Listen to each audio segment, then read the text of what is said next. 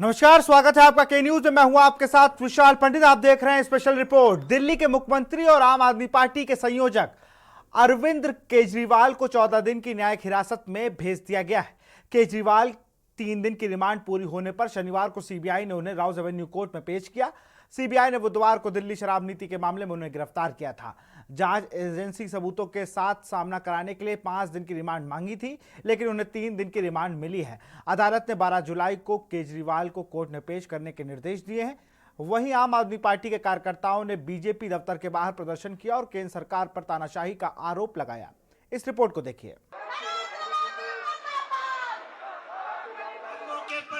की दीवार खींचती नीट का पेपर लीक करा के देश बेचती नीट का पेपर लीक करा के देश बेचती तानाशाह भी समझ चुका है कौन उसे अब रोकेगा।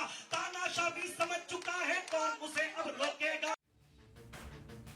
सीबीआई दिल्ली के मुख्यमंत्री अरविंद केजरीवाल की 3 दिन की रिमांड पूरी होने के बाद शनिवार को पेशी के लिए राउज एवेन्यू कोर्ट पहुंची।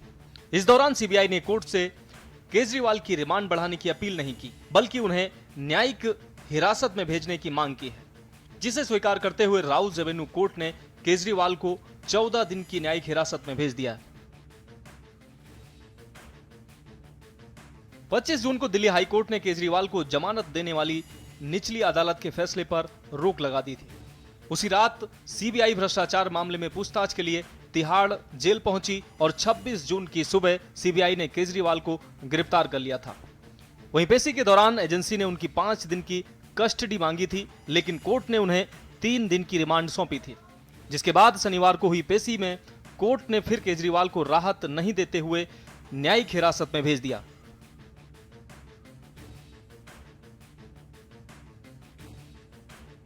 बता दें कि केजरीवाल के मुद्दे पर सियासी बवाल जारी है। दिल्ली में आम आदमी पार्टी के नेताओं और कार्यकर्ताओं ने मुख्यमंत्री अरविंद केजरीवाल की रिहाई की मांग को लेकर दिल्ली के दीनदयाल उपाध्याय मार्ग पर बीजेपी हेडक्वार्टर के पास विरोध प्रदर्शन किया। साथ ही दिल्ली सरकार में पर्यावरण मंत्री गोपाल राय ने बीजेपी सरकार पर तानाशाही का आरोप लगाया और केजरीवाल की गिरफ्तारी को असंवैधानिक करार दिया।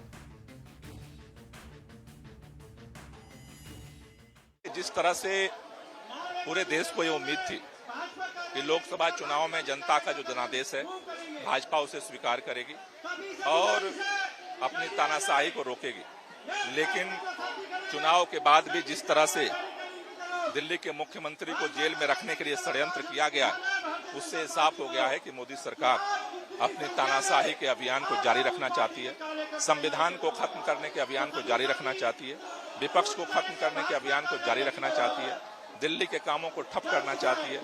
और उसकी वजह से जब ट्रायल कोर्ट ने जमानत दे दिया तो ईडी दौड़ करके हाई कोर्ट गई। सुप्रीम कोर्ट में जब सुनवाई होनी थी तो एक दिन पहले जिस तरह से सीबीआई ने उनको गिरफ्तार किया है, जो इस बात को साफ दिखा रहा है कि भारतीय जनता पार्टी और मोदी सरकार अरविंद केजरीवाल को जेल में किसी भी कीमत पर रखना चाहती है और अपना तानाशाही जारी रखना चाहती है।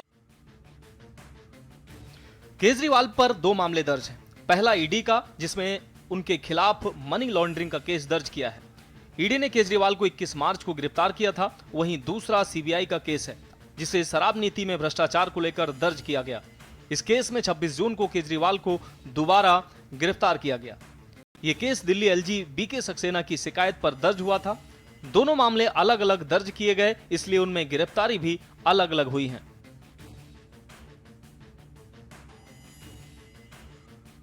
सीबीआई केस में गिरफ्तारी के बाद केजरीवाल ने सुप्रीम कोर्ट में दाखिल जमानत याचिका वापस ले ली थी। लोअर कोर्ट ने मनी लॉन्ड्रिंग केस में 20 जून को उन्हें जमानत दे दी थी।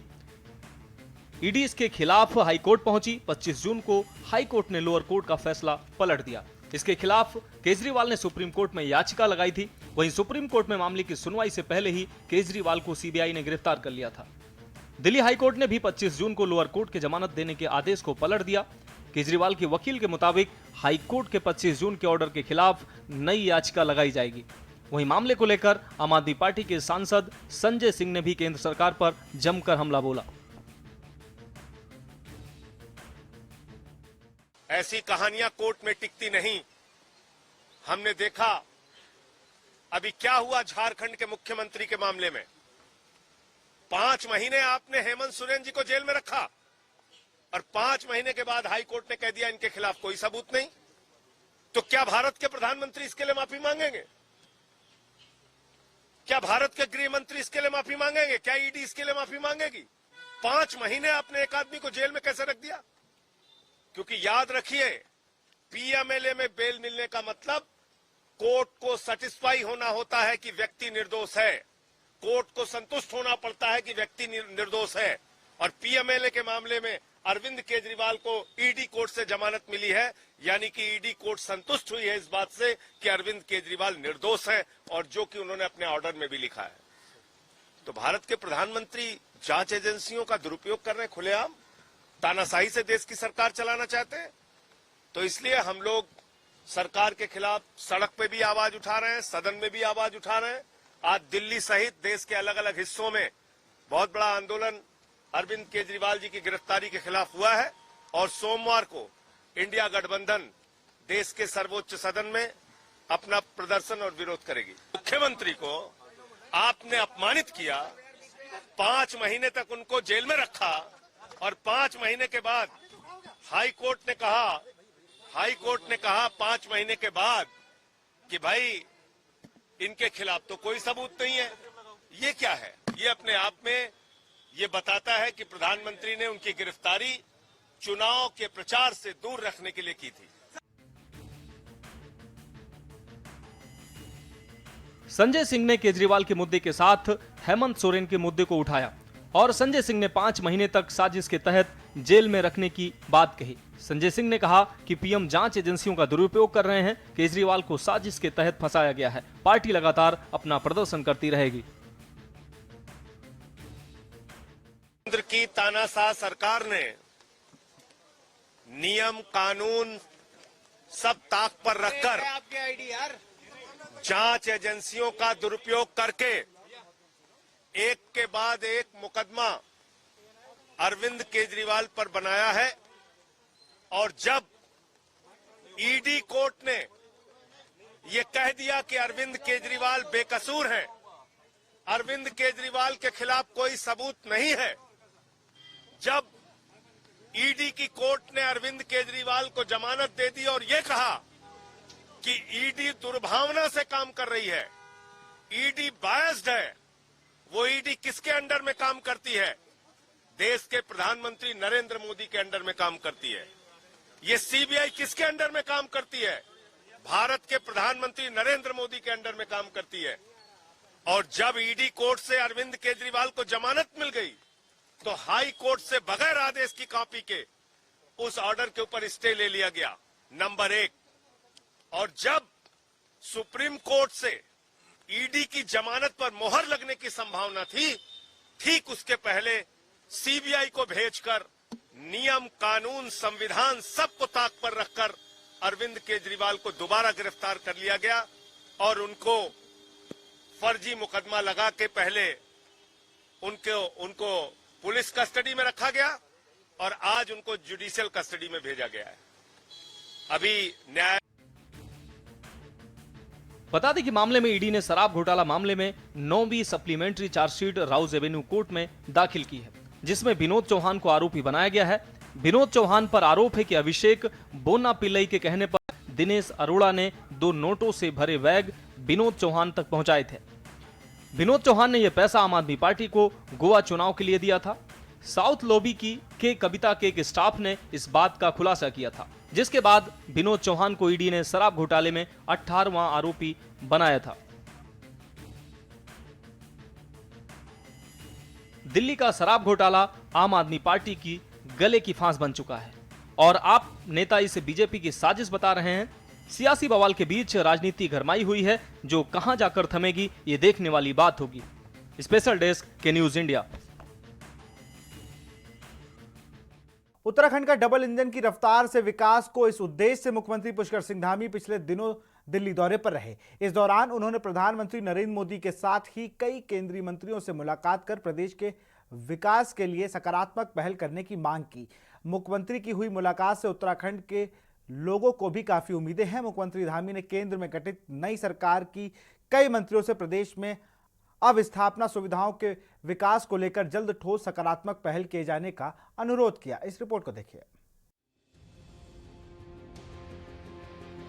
उत्तराखंड की जनता को डबल इंजन की रफ्तार से विकास का दृश्य दिखाने के उद्देश्य से मुख्यमंत्री धामी ने प्रधानमंत्री नरेंद्र मोदी समेत कई मंत्रियों से दिल्ली में मुलाकात की है। सीएम धामी ने प्रधानमंत्री से विभिन्न विकास के मुद्दों पर चर्चा की। सीएम धामी ने पीएम मोदी से राज्य की 24 प्रस्तावित जल विद्युत परियोजनाओं पर पुनर्समीक्षा करने का अनुरोध किया है। इसके साथ ही मानसघर मंदिर माला मिशन के लिए 1000 करोड़ रुपए की सहायता दिए जाने, प्रदेश में प्रस्तावित 3 टनल परियोजनाओं की स्वीकृति दिए जाने, वन भूमि हस्तांतरण को व्यवहारिक बनाए जाने का अनुरोध भी किया है। इसके अलावा राज्य की रोड कनेक्टिविटी को बेहतर बनाने, संचार सुविधा को और बेहतर बनाने के साथ ही तमाम अवस्थापना सुविधाओं में सुधार के लिए केंद्र से सहयोग मांगा है। भाजपा ने उम्मीद जताई है कि राज्य के विकास में इस मुलाकात से कई लाभ मिलेंगे। प्रदेश के विषय हैं और सेंटर से बहुत अच्छी सहायता हमको रहती है, सहयोग रहता है। अभी नई सरकार बनी है तो माननीय मुख्यमंत्री जी सारे विषयों को लेकर एक बार नए सिरे से सभी मंत्रियों को मिल रहे हैं, अपने प्रधानमंत्री जी को मिल रहे हैं। तो निश्चित तौर पर उत्तराखंड के हित में है। जितना ज़्यादा हमारा कम्युनिकेशन बना रहेगा केंद्र सरकार से, उतना अधिक लाभ प्रदेश को मिल पाएगा और उसी क्रम में मुख्यमंत्री अपने काम में लगे हुए हैं।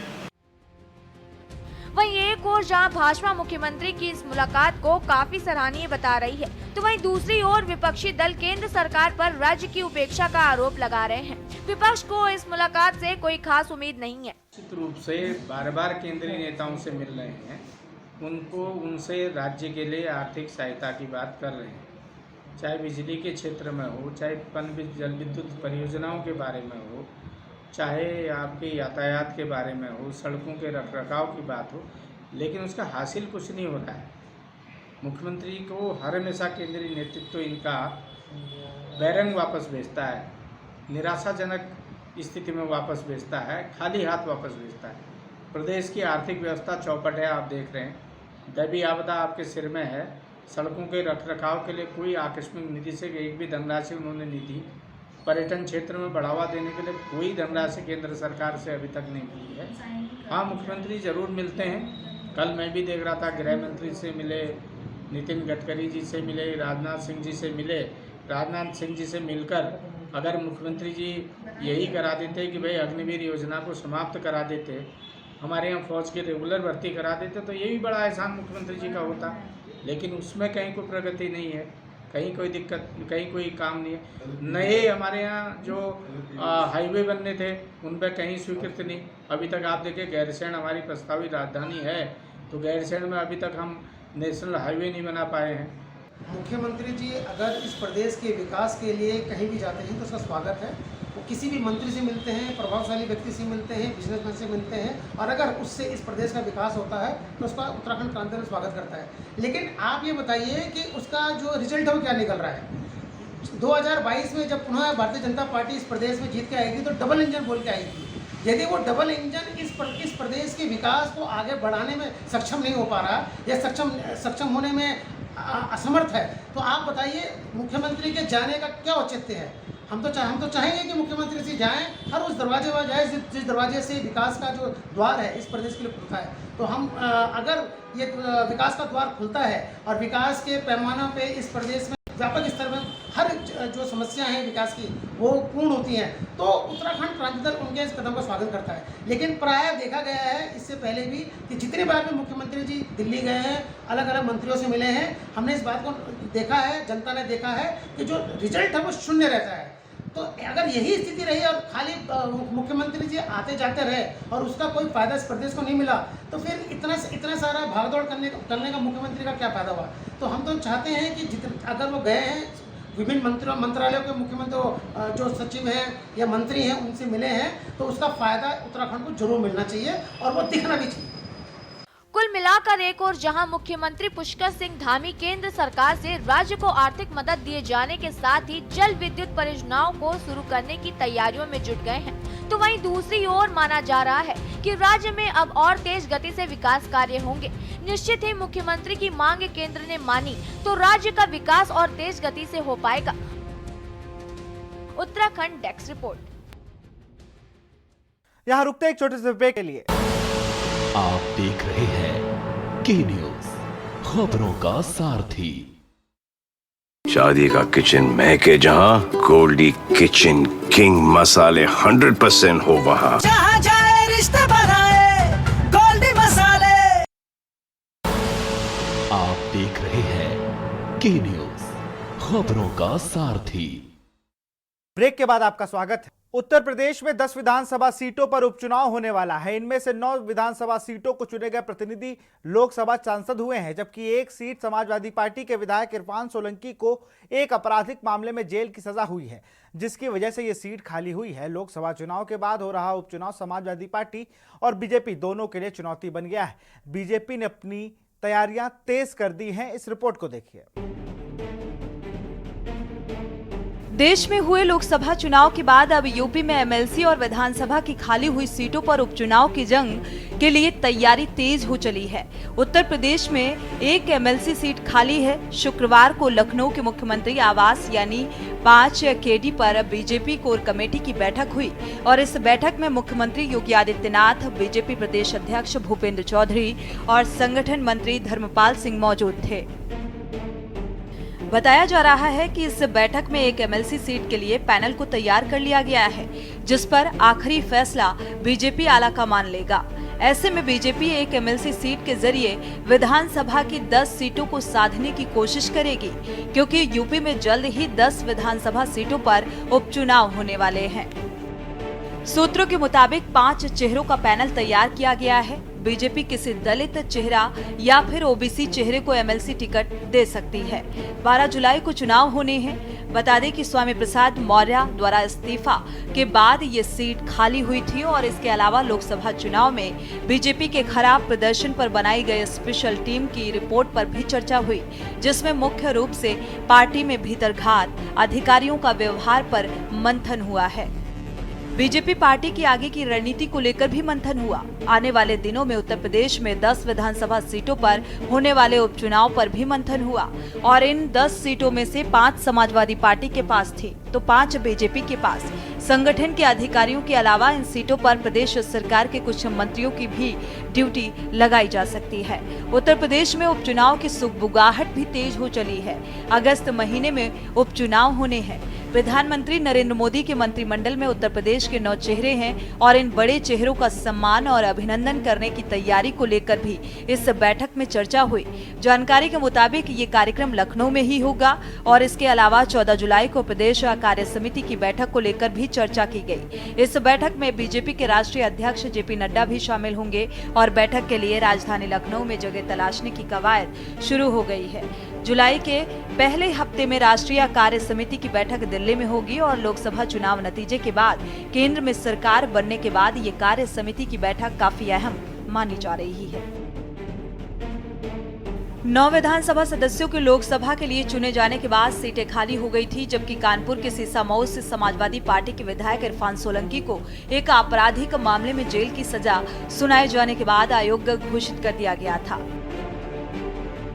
2022 के यूपी विधानसभा चुनाव में इनमें से 5 सीटें समाजवादी पार्टी ने जीती थी, जबकि एक सीट राष्ट्रीय लोकदल आरएलडी को मिली थी और जो तब एसपी के साथ गठबंधन में थी और अब एनडीए का हिस्सा है। 3 सीटें बीजेपी को मिली और एक सीट बीजेपी की सहयोगी पार्टी निषाद पार्टी के खाते में गई थी।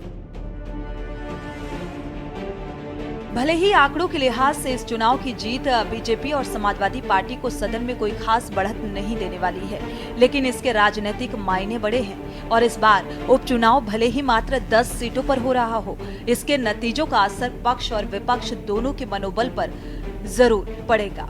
वहीं बीजेपी के सहयोगी भी इस चुनाव में अपनी हिस्सेदारी देख रहे हैं। निषाद पार्टी के राष्ट्रीय अध्यक्ष और योगी सरकार में मंत्री संजय निषाद की माने तो इनकी पार्टी की विधानसभा चुनाव में जो सीटें थी उस पर वो उपचुनाव भी लड़ेंगी और सहयोगियों का मानना है कि बीजेपी बहुत अच्छे से गठबंधन धर्म निभाना चाहती है। आने वाला उपचुनाव इंडिया अलायंस के लिए अपनी जीत के सिलसिले को बनाए रखने के लिए भी चुनौतीपूर्ण है। समाजवादी पार्टी लोकसभा चुनाव से उत्साहित होकर यूपी के उपचुनाव की 10 सीटों पर तैयारी शुरू कर चुकी है। समाजवादी पार्टी लोकसभा चुनाव की तरह ही जनता के मुद्दों के साथ इन उपचुनाव में भी जीत हासिल करने की तैयारी में है।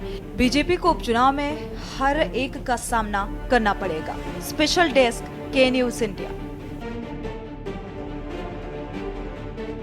हर किसी की निगाहें केंद्रीय बजट 2024 पर हैं।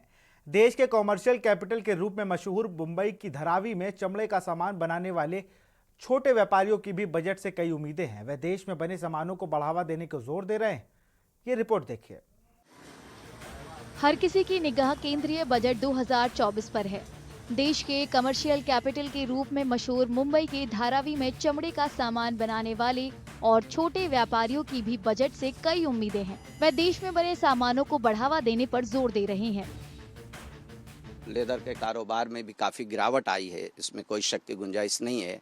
सेल भी बहुत कम है और उसकी वजह कुछ ऐसा भी हो सकता है कि जो बाहर के इंपोर्ट हो रहे हैं प्रोडक्ट्स चाइनाज वगैरह के, उसकी वजह से भी मुझे लगता है, अब ये कहाँ तक सही है ये तो मैं नहीं कह सकता, लेकिन मुझे ये लगता है कि उसकी वजह से थोड़ा सा प्रॉब्लम फेस होता है। तो हमारी सरकार से हम यही उम्मीद करते हैं कि आने वाले वक्त में जो भी बजट लाए, घरेलू उत्पादन जो होते हैं उसके ऊपर ध्यान देनी चाहिए।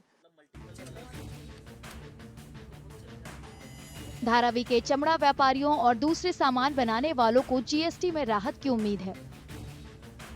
मेन तो उन लोग को जीएसटी जो है 18% है उसको कम करना चाहिए और जो जीएसटी को लेके क्लैरिटी लाना चाहिए उन लोग को, क्योंकि सब पढ़े लिखे हैं नहीं फील्ड में। तो अभी जो हम लोग जैसे यंग जनरेशन है, हम लोग को भी इतना मतलब समझ में आता नहीं है। जो आता है थोड़ा बहुत समझ में आता है। अभी मैंने जीएसटी लेके रखा हूँ, अभी 100 दुकान है, 100 में आप जाओगे तो 20 जन के पास ही जीएसटी रहेगी। और जैसे कि हम लोग को प्रैक्टिकली भी जीएसटी काम नहीं आती, हर कस्टमर हम लोग से बिल नहीं रहता है, क्योंकि हम लोग ऑन रोड है, मॉल वगैरह तो है नहीं, टैग प्राइस पे बैग बिक रहा है, तो सरकार को उतना परसेंटेज जाना ही जाना है। सबको मालूम है कि धारावी के अंदर ये सब चीज़ें बनती है। अभी यहाँ पे सब चीज़ बनती है बराबर, यहाँ पे पूरा मार्केट हो गया है पूरा। अभी ये चीज़ में बाहर साइड में बनाने जाओ, ट्रांसपोर्टेशन से लेके सब लेबर चार्ज सब महंगा हो जाएगा। जो चीज़ हम यहाँ पे 5 रुपये में बेच रहे हैं, वहाँ पे वो चीज़ हमको 10-15 रुपये हो जाएगा और वो चीज़ प्राइस बढ़ जाएगा सब चीज़ का। धारावी दुनिया की सबसे बड़ी झुग्गी बस्ती मानी जाती है। अलग अलग अनुमानों के मुताबिक धारावी करीब 2.39 वर्ग किलोमीटर में फैली हुई है। यहाँ 10 लाख से ज्यादा लोग रहते हैं। धारावी सबसे घनी आबादी वाले रिहायशी इलाकों में से एक है। यहाँ चमड़े और कई छोटे सामानों के उद्योग मशहूर हैं।